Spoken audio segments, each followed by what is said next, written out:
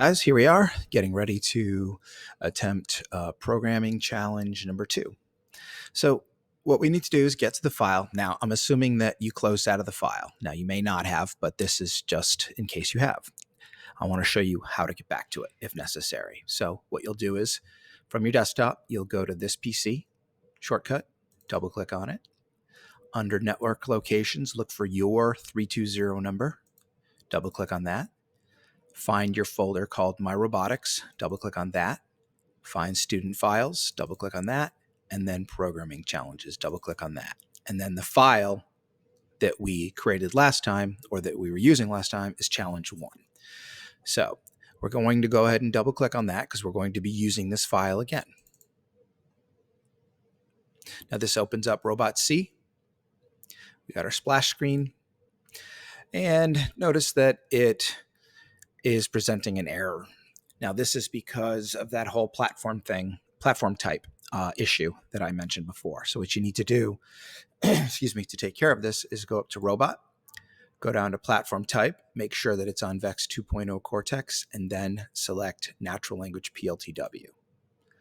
As I mentioned before, you have to do that every time pretty much, the option of PLTW. So all right, so now here we are, we've got the file open, but what we want to do before we go any further is we want to save this and we want to create a new file with it. So what we're going to do is go up to File, Save As, and then here we need to do 2 things.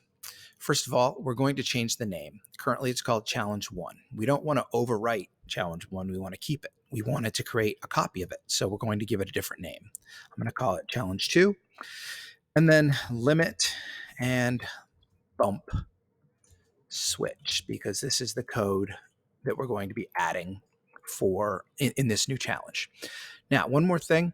Down here where it says Save As Type, please make sure that it says graphical.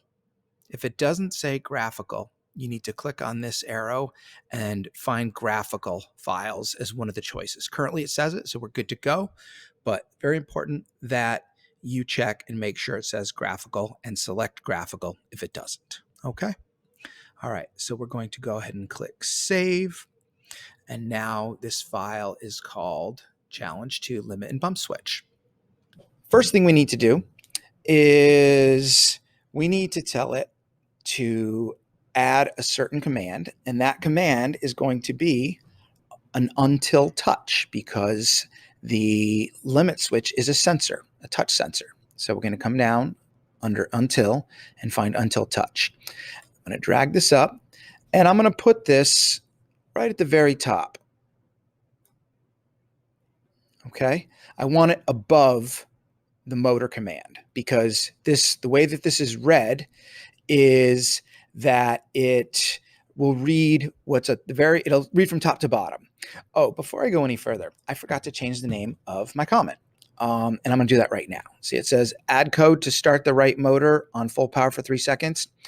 I'm going to change that.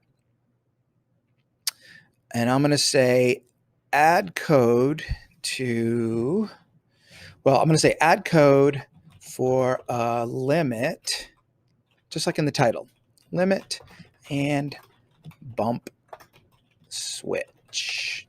Okay, click away from it. Very important that we do that. Okay, it's basically like a title for this. Okay, so back to our until touch. Now we need to tell the until touch command what port to look for. Well, as I mentioned in our previous assignment and video, you don't have to worry about setting up the ports yet. We'll do that later. Right now is just about figuring out how to use commands.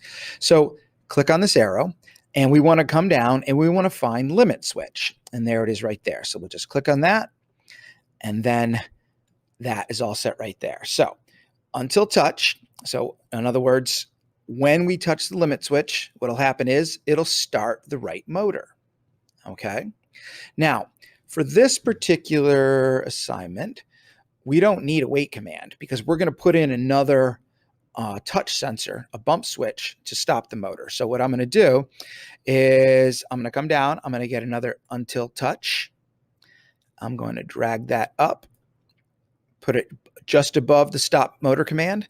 And for this until touch, we want it to say bump switch. So I'm going to click on this arrow and find the bump switch. Click on that. Now, we don't want the computer to read the wait command.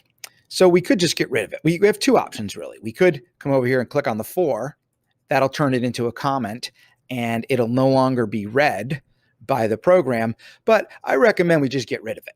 So click on it, and you can right-click on it and click Cut, or just drag it out and dump it in the recycle bin right there. And notice that it drags up. It moves all the commands up one. So it reads until touch limit switch. So when we touch the limit switch, the write motor will start on 127, full speed. Until I touch the bump switch, then it'll stop the write motor. Okay, all right, so we're ready to run it. So I'm gonna save, I'm gonna compile, I'm gonna download the robot.